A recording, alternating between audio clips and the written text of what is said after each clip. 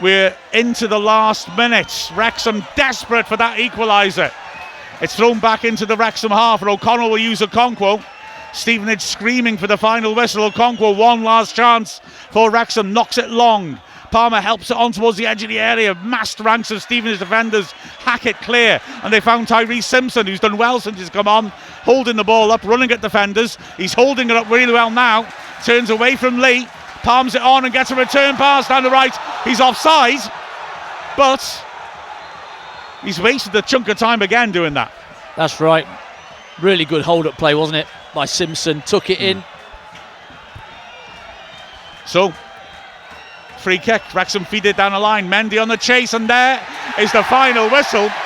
And when you look at the frenzied celebrations of the Stevenage crowd and in the press box, you know that they realise that they've weathered the storm here in the second half and come out with a point they'll be very, very pleased with. Yeah, absolutely. First half they were very, very good for their lead at half time, but second half Wrexham have pretty much chucked the kitchen sink at them, really without creating any real clear chances, but so much dominating the ball in the second half, but unable to find that gap. You can see why they've only conceded 5 in the league. They defend their box really well. There's very few gaps in between players, and they come away, when you've got in the lead, you come away with a 1-0 win against second place in the league, and Wrexham just not quite. You can't have a half like it, really. You know, that first half has let themselves down. The second half so much better, and you can see with the intensity they have the players to create and cause problems. Just not a good enough first half, really. Well, yeah, absolutely, and the nature of the goal as well, on the wet surface, just skidding in, and as you said at the time, it seemed to more catch Okonkwo by surprise the way it was so quickly on him. It was right in the corner as well. Yeah, unless he was not sighted, you had a defender in his way, and when it's hit, it's 10 yards closer when he does see it to then go, but it just seemed like he didn't really sweep catch it, did it? It just went zinging across the surface and right in that bottom corner, and Okonkwo couldn't get across. And then we were playing catch-up. It was quite a bright start, but then after that, like I said, the half, we were on the back foot, struggling to really move the ball around much. The second half, an immense difference. But having said that, I mean, the only chances I've noted down was McLean's volley from the edge of the D on his weaker foot, which went well over and wasn't a big chance, really. No. And then Barnett's cross and Lee meeting it with a header from about 8-9 yards out, but again, not one where you'd point at Lee and say you should do better. It was decent save by the keeper, but we've not created enough when we're on top. No, and the keeper's not been really tested. He's not had 5 or 6 saves to make that you'd go, he's had a blinder to keep it at 0. He's been comfortable enough, purely because of that back 4 of Stevenage were just so good defending that 6-yard box from any crosses from Barnett.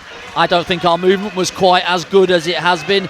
I'd just love to see somebody get across that near post, one to drag maybe Piergianni, who is in that focal point, who's the one that's cleared most. He's just stood there. He doesn't have to go across him and move, which does put him off. He's just able to then just set himself and head away. I'd just like to see a little bit more movement in there off the back of Barnett, because it's coming in.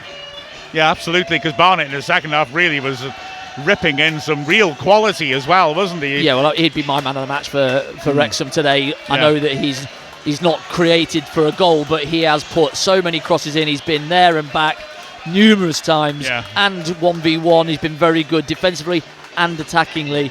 And somebody has to go and put their head on top of one of his crosses, because he must be double figures easily in the game. He's put crosses in. I mean, credit to Stevenage as well. You can see why they've got the best defence in the division.